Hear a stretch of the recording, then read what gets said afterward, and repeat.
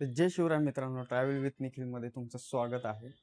आज आपण जलदुर्गांच्या सिरीजमध्ये असणारा पद्मदुर्ग किल्ला पाहण्यासाठी जाणार आहोत. तर या व्हिडिओच्या माध्यमातून आपण पाहणार आहोत गडाचा इतिहास, गडाची माहिती, गडावर जायचं कसे, हे सगळं येणाऱ्या भागांमध्ये तुम्हाला पाहायला मिळेल.